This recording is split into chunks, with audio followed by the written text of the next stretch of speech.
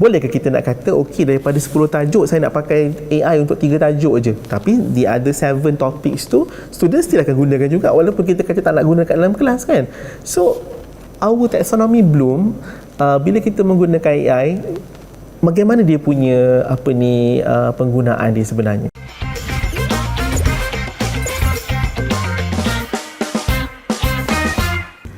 Okay, Assalamualaikum warahmatullahi wabarakatuh dan salam sejahtera semua. Apa khabar? Saya Profesor Madya Dr. Syahrul Mizan Ismail daripada Pusat Pendidikan Berterusan Universiti Melaya.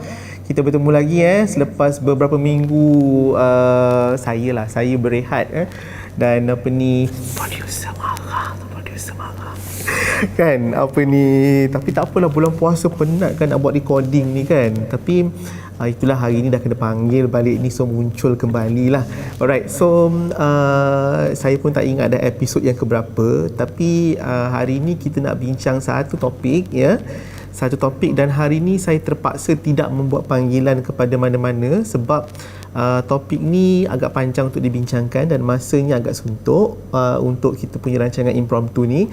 Tajuk hari ni tak lain tak bukan berkaitan dengan artificial intelligence, iaitu kecerdasan buatan Yalah sekarang ni kalau buka dekat Facebook tu ataupun Instagram tu berlambak-lambak Kalau dulu dengan ChatGPT nya orang duk screenshot letak soalan pelik-pelik tanya dekat ChatGPT tu, dia patut dijawab.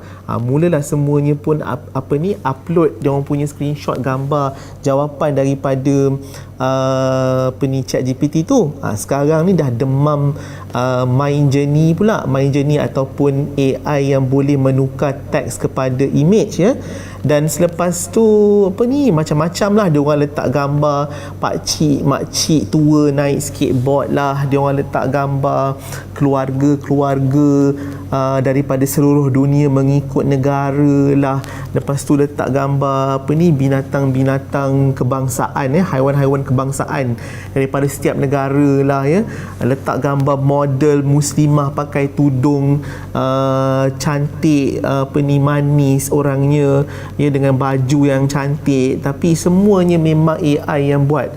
Guna Midjourney, banyak yang guna Midjourney, Da Vinci lah, macam-macam lagi lah Jadi hari ni maknanya dalam kita tengah demam AI ni jadi saya nak ambil peluang lah kalau daripada saya bercakap tentang perkara lain, mari kita sama-sama selami satu isu berkenaan dengan artificial intelligence di dalam pendidikan ataupun di dalam pengajaran dan pembelajaran, iaitu adakah dengan adanya artificial intelligence ni taksonomi Bloom masih lagi relevan untuk digunakan secara keseluruhan. So itulah isunya yang pertama Okey, boleh nampak dekat belakang saya ni boleh nampak lah ini adalah saya punya slide. Hari ni kena guna slide sebab nak bincang isu yang agak kompleks sikit Saya nak supaya perbincangan ni lebih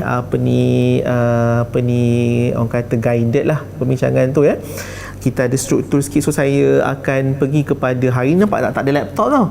Hari ni canggih sikit, nak cakap pasal AI pakai clicker je. Alright, so saya pergi kepada saya punya slide yang pertama, iaitu kandungan yang kita akan bincangkan hari ni. Pertama sekali saya akan bagi pengenalan sikit. Yang kedua saya akan bagi overview lah tentang taksonomi Bloom ni. Walaupun saya tahu semua kat luar tu dah biasa dah gunakan taksonomi Bloom ni, tapi kejap nak tanya dengan producer ni, kamera mana sebenarnya yang tengah menyala, tak ada lampu pula? Yang tengah, okey, alright.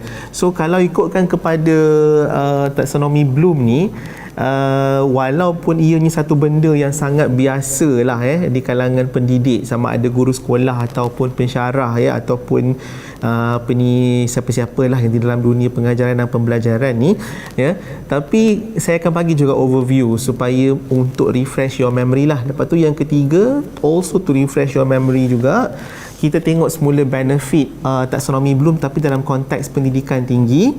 Sebab tadi tu overview taksonomi Bloom tu untuk semualah, sekolah ke, pendidikan tinggi ke, tapi nombor 3 ni kita terus zoom kepada pendidikan tinggi. Yang keempat adalah kita tengok dari segi keterbatasan penggunaan taksonomi Bloom dalam pendidikan tinggi, dan yang selepas tu kita tengok apakah kaedah-kaedah pengajaran dan pembelajaran yang biasa dalam pendidikan tinggi. Lepas tu kita akan tengok juga AI ni dalam pendidikan tinggi setakat ni macam mana penggunaannya, dan nombor 7 kita akan tengok pula taksonomi Bloom punya penggunaan dalam konteks pengajaran menggunakan AI dalam konteks pendidikan tinggi. Tengok tu, dia kompleks sikit tu kan. Dan last sekali kita akan rumuskan perbincangan ni lah. Jadi nampak ada 8 perkara saya nak bincang ni. Jadi sebab tu hari ni tidak akan ada sesi panggilan telefon lah, takut nanti tak sempat. Okey. Alright, so kita pergi pada slide yang pertama. Okey, ini basically just brief introduction je lah. Boleh baca dekat slide tu, tapi sebenarnya saya bebel je kat sini untuk ringkaskan lah. AI tu saya tak payah nak terangkan dengan terlalu panjang lah. Kecerdasan buatan kan, basically macam kita mengajar mesin untuk membuat sesuatu benda untuk kita, dan dia buatkan benda tu rather than kita buat, dia yang buatkan benda tu untuk kita. So itu AI secara ringkasnya. Kalau macam contoh kita nak kita nak tahu tentang sesuatu isu, katakan isu berkenaan dengan child abuse lah katakan, rather than kita go into Google, search for materials, dan kita baca buku dekat library dan sebagainya, kita terus tanya je, dia yang buat research tu, dia yang menjawab persoalan-persoalan ataupun permasalahan yang kita cuba nak kaji tu. Sebab sebelum dia jawab soalan kita, dia telah pun diajar, mesin tu, maknanya komputer tu ataupun mesin tu lah, basically dia telah diajar macam mana nak jawab kalau soalan macam ni ditanya. Jadi bila kita tanya tu, dia dah boleh jawab lah. So AI ni basically dia memudahkan kita punya tugas kerana dia yang buatkan apa yang sepatutnya kita yang kena buat. Contoh nak lukis kan, contohnya kita nak lukis satu lukisan, tapi rather than kita lukis, kita suruh AI yang lukis. AI ni nak bagi dia boleh melukis, dia telah diajar dengan cara mungkin programmer dia dah masukkan pelbagai contoh-contoh lukisan untuk orang tua contohnya. Jadi dia dah tahu semua benda tu, dia sendiri boleh lukiskan. Kalau nak orang tua macam mana, sebab dia tengok semua yang macam kita nak tu, tapi kita kena very very specific lah, and very very clear in terms of apa yang kita nak dilukis. Tak boleh hanya kata old lady, banyak jenis old lady, dia akan keluarkan ikut apa yang dia rasa je lah. Kalau kita nak specific, kita kena go very specific. So itulah AI. Kalau taksonomi Bloom ni, nanti lepas ni saya akan jelaskan lah apa taksonomi Bloom tu kalau ada yang dah terlupa kan. Makan banyak sangat kuih raya rendang ni kan kok-kok berkarat. Jadi itulah AI, dan taksonomi Bloom ni kalau saya boleh ringkaskan, dia adalah satu orang kata panduan lah, basically panduan untuk pengajar, tak sama ada pensyarah ke, guru sekolah ke, trainer ke, basically dia adalah satu panduan untuk pengajar ni untuk design dia punya pengajaran dia, dari segi penilaian nak buat macam mana, dari segi kaedah pengajaran nak buat macam mana, berdasarkan ataupun berpandukan kepada tingkat-tingkat dan domain-domain dalam taksonomi Bloom. So itulah dia pengenalan berkenaan dengan kecerdasan buatan dan juga taksonomi Bloom. Okey, ini overview balik semula taksonomi Bloom ni. Kalau ikutkan, dia ada 6 tingkat. Daripada yang paling bawah sekali adalah remember, yang kedua adalah understanding, ketiga adalah applying. Okey, lepas tu yang tiga dekat atas tu adalah creating, evaluating and analyzing. Ini yang asal sebelum ditambah baik dan diubah. Saya pilih diagram ni ada sebab kenapa saya ambil yang asal ni rather than yang baru ni, sebab saya nak tunjukkan yang di atas tu digabungkan ataupun diselaraskan dalam satu tahap yang sama, iaitu creating, evaluating dan analyzing. persoalan yang saya nak timbulkan dekat sini adalah, pertama saya kita kena faham dululah, saya bagi overview dulu sebelum bagi persoalan. Pertama sekali, dari segi tingkat Bloom taksonomi ni, dia cakap kalau kita nak mengajar ataupun kita nak buat satu penilaian selepas mengajar, kita mesti tahu kita nak cuba capai apa untuk pelajar tu. At the end of the lesson, learning objective kita apa? Adakah kita nak dia berjaya untuk mengingat apa yang telah kita ajar? Itu sahaja. Kalau itu sahaja, maka soalan penilaian kita mestilah hanya untuk mencapai yang itu je lah, untuk dia mengingat. Contoh kalau kita ajar dia macam mana untuk dia nak memasak telur goreng contohnya, bila kita tanya dia dalam assessment, kita dah ajar, kita tunjukkan step dia one by one. Ada 4 step untuk buat telur goreng. Pecah telur, masuk dalam kuali, panaskan minyak ke apa, whatever lah. Okey, lepas tu kita nak tahu dia ingat ke tak ingat, kita tanya balik, nyatakan langkah-langkah untuk menggoreng telur, contohnya begitu. Jadi bila tanya begitu, dia akan senaraikan balik lah, dan kalau dia berjaya menyenaraikan semua, tercapailah sudah tingkat yang pertama tu, remember. Jadi kalau katakan for example, learning objective dalam course outline kita hanya untuk nak dia remember sahaja, cukuplah sekadar dia menunjukkan yang dia boleh ingat tu, kira tercapai lah. Maknanya kita sebagai pengajar telah pun berjaya mencapai learning objective tu dengan pelajar kita. Okey, tapi kalau katakan for example, kita nak go one step further, kita nak faham kenapa bila kita goreng telur kena follow step 1, 2, 3, 4 ni, kenapa tak boleh follow step yang lain? Kita nak dia understand, dia faham pula. So itu dah tingkat lah, bukan sekadar tingkat yang kedua dah, bukan sekadar mengingat tapi nak kena faham pula. So soalan kita tak bolehlah kata nyatakan bagaimana untuk menggoreng telur. Kita kena tanya dalam untuk menggoreng telur, berikut adalah langkah-langkahnya. Merujuk kepada langkah yang pertama, mengapa perlu membuat langkah tersebut contohnya. Jadi dia pun akan explain apa yang kita dah explain dekat dia. Contohnya macam tu, understanding kan. Jadi kalau dia berjaya menjawab persoalan tu, maka dah tercapailah taksonomi Bloom yang tingkat yang kedua ni. Yang ketiga adalah macam mana kita nak apply apa benda yang dah diajar. Contohnya okey, sekarang kita dah ajar macam mana nak goreng telur. Okey, sekarang nak apply. Okey, jadi kita pun bagi situasi. Kita kata sekarang ni ada satu tetamu nak datang ke rumah you, dan tugasnya adalah untuk membuat sambal telur contohnya. Macam mana nak goreng telur untuk buat sambal telur? Okey, sorry lah ambil contoh makanan sebab saya tengah lapar, tak makan lunch lagi ni. Okey, so sekarang ni katakanlah dia pun situasinya adalah sambal telur. Benda yang kita ajar, cara nak goreng telur, macam mana nak apply dalam situasi yang baru kita berikan tu. So dia kena apply lah. So bila dia kena apply, kita tengoklah macam adakah dia berjaya apply skill yang kita ajar tu dalam situasi yang kita berikan kepada dia tu. So ini tingkat 1, 2 dengan 3. Kalau tingkat yang 3 yang dekat atas tu, dia boleh cipta sesuatu, dia boleh menilai sesuatu ataupun menganalisis sesuatu. Okey, jadi dekat sini baru saya pergi pada persoalan. Yang 1, 2, 3 kat bawah ni kita anggap sebagai lower order thinking skill. Yang dekat atas 1, 2, 3 dekat atas tu, kalau tengok yang baru punya, dia panggil synthesizing kot, tak silap saya. Dan mereka letakkan dalam bentuk piramid tu kan, yang ada 3 tingkat jugalah, maknanya ada 6 tingkat sebenarnya. Okey, jadi kalau tengok pada yang bahagian ni, kalaulah kita dah adalah AI yang boleh menjawab segala persoalan, dan juga kita dah ada AI ni dia boleh bantu kita buat benda yang sepatutnya kita kena buat sendiri. Saya nak tanya, adakah masih relevan 3 tingkat yang di bahagian bawah tu? Sebab sekarang ni kalau kita nak tahu sesuatu benda, kita hanya tanya je dengan AI tu. Kalau ChatGPT, kita tanya je dekat dia macam mana nak goreng telur, dia pun akan senaraikan dalam bahasa Melayu boleh, dalam bahasa Inggeris pun boleh. Dia keluar 1, 2, 3, 4, 5 step dia akan bagi.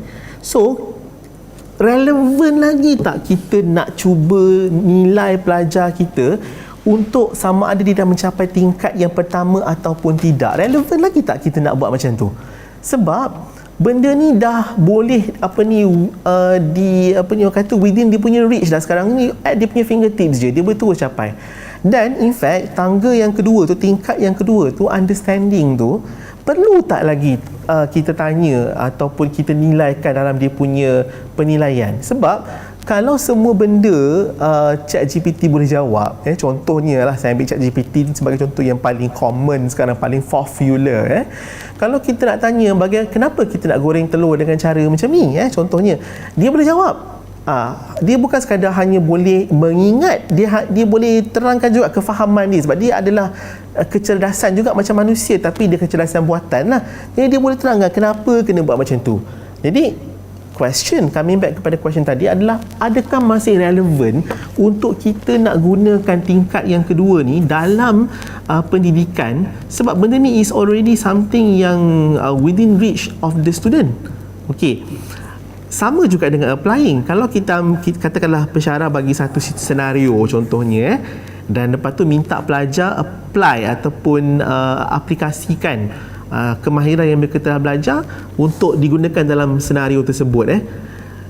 Pelajar boleh cut and paste tau senario tu, lepas tu masuk dalam ChatGPT, suruh ChatGPT yang apply.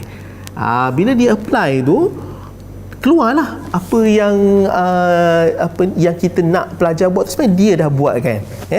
Jadi saya bukan nak kata kita tak sepatutnya menggunakan AI dalam pengajaran dan pembelajaran. Kalau tengok saya punya episod-episod sebelum ni, saya in support menggunakan AI. Cuma my question now is, kita boleh guna, tapi adakah maksudnya kita masih perlu lagi, masih relevan lagi untuk kita nak guna AI untuk 1, 2, 3 tu? Relevan tak lagi untuk kita buat benda tu?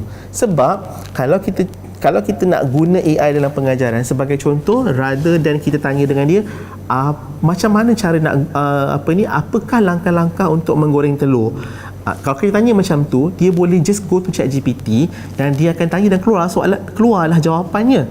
Tapi kalau kita tanya dengan dia, pergi kepada beberapa apps kecerdasan buatan, ajukan soalan bagaimana untuk menggoreng telur, daripada sekurang-kurangnya 3 apps AI yang telah ditanya, bandingkan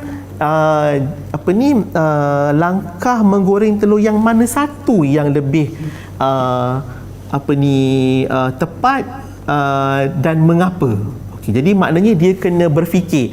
Itu maksudnya dah tak masuk dalam tingkat nombor 1, 2, 3, dah masuk tingkat yang keempat tu. Nampak tak yang warna kuning tu? Yang warna kuning tu dah nampak dia analyzing. Maksudnya dia dah start analyzing. Jadi maksudnya bila kita guna AI dalam pengajaran dan pembelajaran, relevan lagi tak 1, 2 dengan 3 ni sebenarnya? Contoh kita nak suruh dia melukis. Kita nak suruh dia melukis. Kalau sebelum ni kita bagi tahu dia, okey, cara nak lukis muka orang macam ni, kita pun tunjuk. Lepas tu kita pun kening macam ni, mulut macam ni. Sekarang cuba awak lukis. Itu mana tingkat nombor 3, dia apply. Apa kemahiran kita aja tu dia apply. Kita pun bagi soalan, lukiskan wajah seorang wanita di dapur sedang memasak dan berikan tumpuan kepada kesan asap daripada kuali. Ni ambil arts dulu, form 5, macam tu dah soalan SPM. So ingat lagi So jadi kalau dulu kita boleh tanya macam tu, dia pun gunakan kemahiran melukis yang dia belajar dengan kita, dia pun lukislah benda tu. Tapi sekarang ni dia hanya type je benda tu dekat dalam apps AI yang boleh tukar teks kepada image, terus keluar pelukisan yang perfect, terus menggambarkan benda tu. Jadi kalau katakan kita suruh dia buat macam tu, benda tu dah AI boleh buat. So kalau kita katakan dia, okey, berdasarkan kepada lukisan yang telah dikeluarkan oleh AI ni, kenal pasti apakah kesilapan dari segi teknik melukis muka contohnya, kan?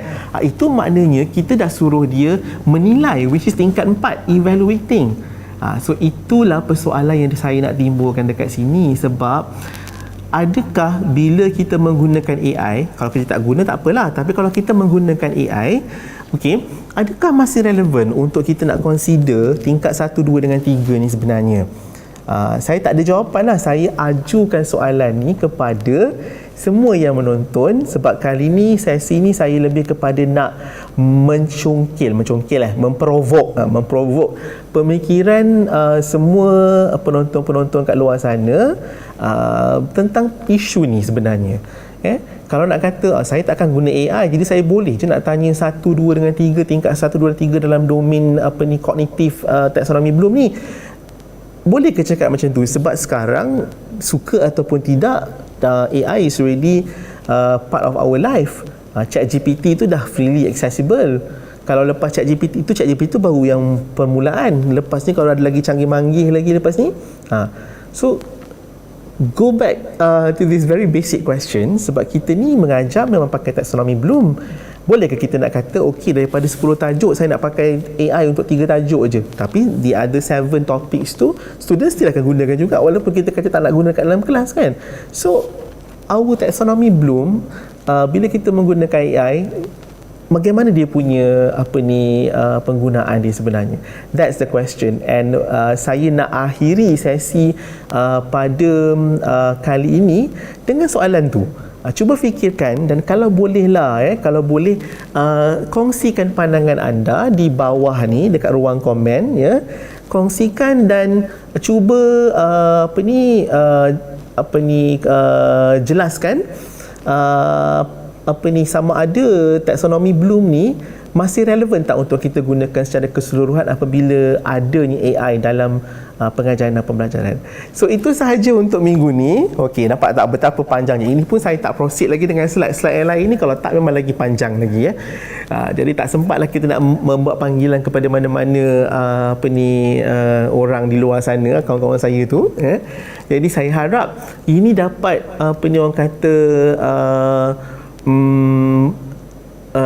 provoke kita punya thinking dalam pada kita punya keasyikan dan keseronokan kita menggunakan AI tu. Kita kena fikir dalam konteks pendidikan ni macam mana sebenarnya, sebab taksonomi Bloom has been our guiding principles for very long kan. So macam mana tu? Alright, itu sahaja saya akhiri kali ini. Jangan lupa share komen dekat ruang komen. Kita jumpa lagi pada minggu hadapan dalam episod yang seterusnya. Saya Profesor Madya Dr. Syahrul Miza Ismail daripada Pusat Pendidikan Berterusan Universiti Melayu mengucapkan terima kasih, dan tak terlambat untuk saya ucapkan selamat Hari Raya Aidilfitri. Masih lagi dalam bulan raya, jaga kesihatan dan juga jumpa lagi pada minggu depan. Okay, bye.